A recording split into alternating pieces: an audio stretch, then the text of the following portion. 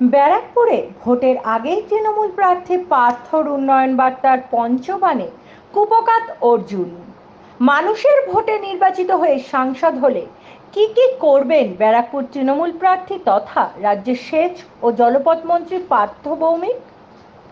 তিনি জানালেন, দমদম থেকে কল্যাণী পর্যন্ত মেট্রোর সম্প্রসারণ, কল্যাণী হাইওয়ের দুধারে অনুসারী শিল্প গড়ে তোলা, গঙ্গার দুধারে সৌন্দর্যায়ন, ব্যারাকপুরকে পর্যটন শিল্প হিসাবে গড়ে তোলা, স্বনামধন্য সংস্থাগুলির মাধ্যমে শিক্ষিত বেরোজগার যুবক যুবতীদের চাকরি সুনিশ্চিত করা এবং সর্বোপরি এলাকায় অর্জুনের গুন্ডারাজ খতম করে শান্তি ফেরানোর প্রতিশ্রুতি।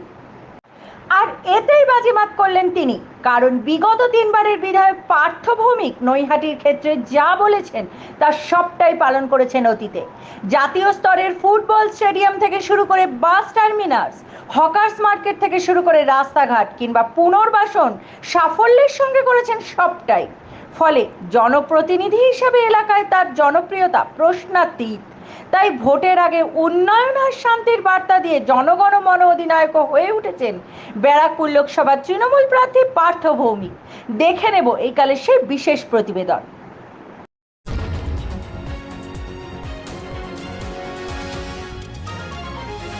আপনারা দেখছেন এইকাল.in, সঙ্গে থাকুন, ভরসা রাখুন। আমাদের দেখুন চাকরি দেওয়ার ক্ষমতা নেই, কিন্তু একটা ছেলে কিংবা একটা এডুকেটেড মেয়ে, একটা এডুকেটেড ছেলে কিংবা একটা এডুকেটেড মেয়ে যাতে চাকরি পায়, চাকরির পরীক্ষা যে তারা বসে, আমরা যদি তাদের সাহায্য করতে পারি খুব ভালো টিচিং দিয়ে, তাহলে আমার মনে হয় তাদের আমরা একটা দিশা দেখাতে পারবো। কারণ চাকরি তো আমরা কেউ দিতে পারবো না। এই ধরুন ব্যাংকের পরীক্ষা, রেলের পরীক্ষা, WBCS, IAS, IPS, টিচার হওয়ার পরীক্ষা, প্রফেসর হওয়ার পরীক্ষা, এই বিভিন্ন ধরনের কম্পিটিটিভ এক্সাম, এদের জন্য একটা এডুকেশন সেন্টার খোলা, যেখানে বড় কোনো সংস্থার সাথে আমাদের চুক্তি হবে, যার মাধ্যমে ব্যারাকপুর লোকসভায় যারা চাকরি পেতে চায়, এরকম কম্পিটিটিভ এক্সামিনেশনে বসতে চায়, তাদের পুরো বিনা পয়সায় পড়ানো এবং ট্রেনিং দেওয়া, যাতে তারা চাকরির পরীক্ষায় উত্তীর্ণ হতে পারে, তার দায়িত্ব আমি নেব যদি ব্যারাকপুর লোকসভার মানুষ আমাকে কোনোদিন নির্বাচিত হয়। এডুকেশনাল সেন্টার এটা আমরা করব। আমরা অলরেডি নৈহাটিতে আমরা প্রায় 90% ক্ষেত্রে এগিয়ে গেছি। আমাদের জমি চিহ্নিত হয়ে গেছে, দুটো ফ্লোর, পুরো ফ্লোর আমরা রেডি করেছি। যেটা আমি নৈহাটির জন্য ভেবেছিলাম সেটা আমি পুরো ব্যারাকপুর লোকসভার জন্য করব। এটা গেল পয়েন্ট নাম্বার 1। পয়েন্ট নাম্বার 2 হচ্ছে, এটার সাথে আপনারা দেখেছেন বাংলার মাননীয় মুখ্যমন্ত্রী মমতা বন্দ্যোপাধ্যায় আমাদের এখানে 6 লেন করছে। স্বাভাবিকভাবে 6 লেন করার কারণে তার পাশে প্রচুর শিল্প বিনিয়োগ হবে, ছোট, মাঝারি, বড়, এবং তার জন্য প্রচুর শিল্পপতিরা ইতিমধ্যেই রাজ্য সরকারের সঙ্গে যোগাযোগ করছে। ব্যারাকপুরের মানুষ যদি আমাকে নির্বাচিত করে, এই যে শিল্পপতিরা এখানে ছোট, বড়, মাঝারি কারখানা করবেন, এতে প্রচুর যুবকের কর্মসংস্থান হবে। এটা গেল পয়েন্ট নাম্বার 2।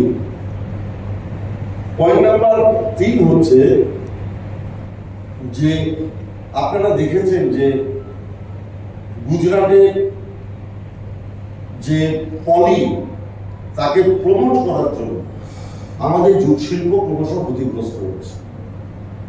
গুজরাটে বিভিন্ন জায়গায় পলির ব্যবহার সারা ভারতবর্ষের মার্কেটটা নিয়ে নিচ্ছে এবং জুটকে ক্রমশ পিছনে ফেলে দিচ্ছে। আপনারা দেখেছেন শুধু মমতা ব্যানার্জির ঐকান্তিক প্রচেষ্টায় জুট মিলগুলো এখনো শ্রমিকদের পেটের ভাত যোগাচ্ছে, কিন্তু এর একটা পার্মানেন্ট সলিউশন আজ অব্দি কেন্দ্রীয় সরকার করেনি, এই কেন্দ্রীয় সরকার যেটা বিজেপির নেতৃত্বে চলছে। অতএব স্বাভাবিকভাবে আপনারা জানেন বাংলার মাননীয় মুখ্যমন্ত্রী মমতা বন্দ্যোপাধ্যায় যখন নিজের সাংসদ ছিলেন, এই জুট শিল্পকে নিয়ে তিনি বেঙ্গল রায়ের ঘরের সামনে ধর্ণা দিয়েছিলেন এবং দীর্ঘদিন এর জন্য আন্দোলন করেছিলেন। আমি এটুকু দায়িত্ব নিয়ে বলতে পারি, চট শিল্পে আমার যে শ্রমিক ভাইরা কাজ করে, তাদের জন্য আমি আমার শেষ বিন্দু দিয়ে, শেষ রক্তবিন্দু দিয়ে লড়াই করব, যতক্ষণ পর্যন্ত না তাদের দাবি আদায় করে আনতে পারছে। এটা হচ্ছে আমার দ্বিতীয় কথা। তৃতীয় হচ্ছে যে দেখুন, এই যে গঙ্গার পাড় আছে, গঙ্গার পাড়ের বিস্তীর্ণ অঞ্চলে ব্যারাকপুর আমাদের অনেক গঙ্গার ঘাট আছে। সেখানে দুর্গাপুজোর বিসর্জন যেরকম হয়, সেখানে ছট পুজো যেরকম হয়, সেখানে কিন্তু আবার বিউটিফিকেশনের একটা জায়গা আছে। আমার এই গঙ্গার পাড়েই আসলে আপনি রানী রাসমণির মন্দির দেখতে পাবেন, আপনি রামপ্রসাদের মন্দির দেখতে পাবেন, আপনি নৈহাটিতে এসে বড়মার মন্দির দেখতে পাবেন, বঙ্কিমচন্দ্র চট্টোপাধ্যায়ের বাড়ি দেখতে পাবেন, আপনি বিস্তীর্ণ আপনি ব্যারাকপুরে গেলে মঙ্গল পাণ্ডে দেখতে পারবেন, সুরেন্দ্রনাথ বন্দ্যোপাধ্যায়কে দেখতে পারবেন। অনেক স্মৃতি বিজড়িত জায়গা আছে। নোয়াপাড়ার বুকে নেতাজি সুভাষচন্দ্র বোস থানায় একদিন অ্যারেস্ট ছিলেন। আপনি সেই জায়গাগুলোকে আমরা পর্যটন ক্ষেত্র হিসেবে বিবেচিত করতে চাই। এবং সর্বোপরি আমার মাথায় আছে, বড়মা যেরকম এখন সারা বিশ্বে সমাদৃত, আমাদের এই অঞ্চলেই কিন্তু আরেকটি পুরনো জাগ্রত মায়ের মন্দির আছে, সেটা আমডাঙ্গা কালীবাড়ি। আমার মনের ইচ্ছে, আমি যদি সাংসদ হই, আমডাঙ্গা কালীবাড়িকে এমন একটা জায়গায় নিয়ে যাব যাতে সমস্ত মানুষ আমডাঙ্গা কালীবাড়িতে পুজো দিতে এসে তাদের কোনো রকম কোনো অসুবিধা না হয়।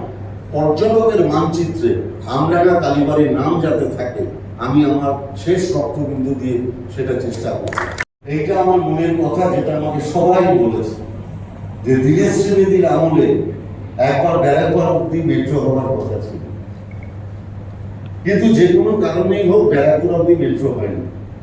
আগে মেট্রো মানে আন্ডারগ্রাউন্ড দিয়ে হতো, এখন কিন্তু মেট্রো উপর থেকেও হচ্ছে। অতএব আমি এটুকু বলতে পারি, আমি আবার একটু স্বপ্ন দেখতে ভালোবাসি।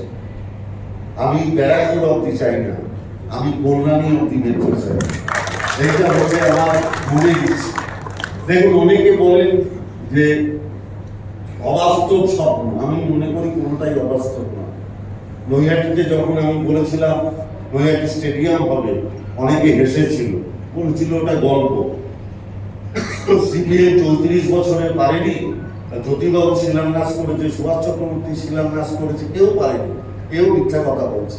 আজকে নৈহাটি স্টেডিয়াম হয়েছে, ইস্টবেঙ্গল মোহনবাগান মোহামেডানের খেলা হয়, মোহামেডান নৈহাটি স্টেডিয়ামে খেলে আই লিগ চ্যাম্পিয়ন হলো। তার জন্য আমাকে সমস্ত আলাদা করে নিমন্ত্রণ করেছিল, কারণ এটা মোহামেডানের কাছে একটা ভয়া মাঠ। আর আমি যখন বলছিলাম যে হকার মার্কেট হবে, অনেকে হেসেছিল, বললো 100 বছরে কেউ যা পারেনি নৈহাটি ফুটপাত মানুষকে ফিরিয়ে দেবে। আজকে নৈহাটি হকার মার্কেট হয়েছে, এবং শুধু হয়নি, সেটা আমরা সমন্বিত করেছি সিপিএম এর প্রাক্তন বিধায়ক প্রয়াত গোপাল বসুর নাম। অর্থাৎ আমরা আমাদের এই মানসিকতা দেখিয়েছি যে কেউ যে কোনো ধরনের রাজনৈতিক লোক হতে পারে, কিন্তু তার যদি কিছু কার্যকলাপ থাকে তাকে সম্মান জানানো উচিত। এবং সেই হিসেবেই আমি বলেছি, আমি যদি জিতি তাহলে নবাবগঞ্জে মধুবাবুর মূর্তি অতি অবশ্যই বসবে, এবং সেটা আমি দায়িত্ব নিয়ে মলয় ঘোষকে অনুরোধ করেছি, এবং এটা আমি করব। অন্য রাজনৈতিক দলে তিনি এমএলএ হতে পারেন, কিন্তু সাইকেলে চলে তার সেই বিধানসভা ঘোরা, যেটা মানুষের কাছে একটা সিম্বলিক ছিল, আমি তাকে রেসপেক্ট জানাই। অতএব আমি আপনাকে বলছি, আমি যেরকম নৈহাটির স্বপ্নগুলোকে একটা একটা করে বাস্তবায়িত করেছি, বাস টার্মিনাস, কেউ বলেছিল হবে না, জমি কোথায়, আমরা নৈহাটিতে বাস টার্মিনাস করেছি। অতএব আমি আপনাকে বলছি, যদি আমাকে ভরসা করেন, আমি নিশ্চিতভাবে বলছি, মেট্রো যদি আমি সুযোগ পাই, তাহলে মেট্রো আমি কল্যাণী অব্দি আনবই। যদি আমার মাথায়, আমার হয়ে, আমি নিশ্চিত জানি যে বাংলার মাননীয় মুখ্যমন্ত্রী মমতা ব্যানার্জি এটা নিয়ে জোর লড়াই করবেন, যিনি নিজের রেলমন্ত্রী থাকার সময় ব্যারাকপুর অব্দি মেট্রো স্যাংশন করেছিলেন। পরবর্তীকালে তিনি রেলমন্ত্রী ছিলেন না বলে এটাকে বাস্তবায়িত করা হয়নি, আর কেউ চেষ্টাও করেন। আর শেষ আমাদের এজেন্ডা হচ্ছে 2019-এ যে রক্তাক্ত ব্যারাকপুর আপনারা দেখেছেন, আমরা সেই রক্তাক্ত ব্যারাকপুর আর দেখতে চাই না। 2019-এ আজকে তিনি সাংসদ নির্বাচিত হওয়ার পর ব্যারাকপুর জুড়ে শুধু ইলেকশন পিরিয়ডে নির্বাচন কমিশন 29 তারিখ অব্দি ছিল, 23 তারিখ রেজাল্ট বেরিয়েছিল, তার মধ্যে এবং তার পরবর্তী সময় 6 জন খুন হয়, প্রায় 1000 বাড়ি ভাঙচুর হয়, 2000 মানুষ প্রায় বাড়ি ছাড়া ছিলেন।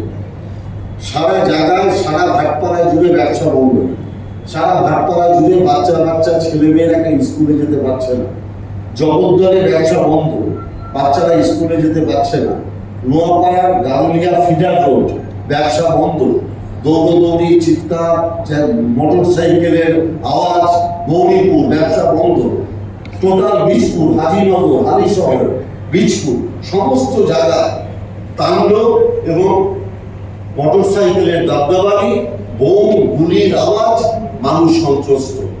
তারপরে 29 তারিখ নির্বাচন কমিশন চলে যাওয়ার পর মমতা ব্যানার্জি যখন রাজ্যের হাতে আমার দায়িত্ব আসে, তিনি আস্তে আস্তে ব্যারাকপুরকে শান্ত করেন। 2021 সালে আমরা 6টা বিধানসভায় নির্বাচিত হওয়ার পর সারা ব্যারাকপুর জুড়ে আমরা কোনো গন্ডগোল করতে দিই, এটা আমাদের কৃতিত্ব বলবো না, আমি বলবো এটা মমতা ব্যানার্জির দিক নির্দেশ, যিনি 2011 সালে বলেছিলেন বদলা নয় বদল চাই।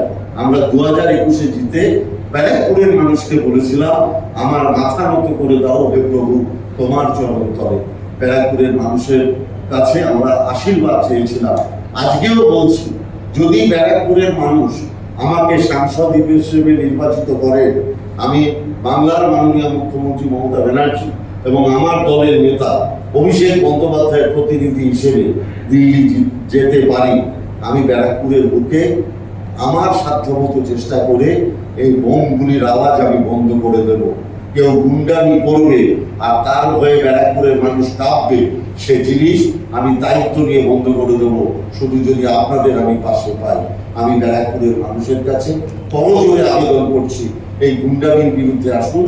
সমস্ত ব্যারাকপুরের সমস্ত দলের মানুষ, সমস্ত ধর্মের মানুষ, সমস্ত ভাষাভাষীর মানুষ, সমস্ত জাতপাতের মানুষ আমরা একত্রিত হই। আমার ব্যারাকপুর যেন আগামী দিনে সংস্কৃতির শহর ব্যারাকপুর হিসেবে সারা ভারতবর্ষের কাছে পরিচিত থাকে। যেরকম একটা সময় ভাটপাড়া টোলের নামে আমাদের এই ব্যারাকপুরের নাম সারা ভারতবর্ষে পরিচিত ছিল। আপনাদের সমর্থন প্রার্থনা করি। নমস্কার। শোভনলাল রাহার প্রতিবেদন এই কাল।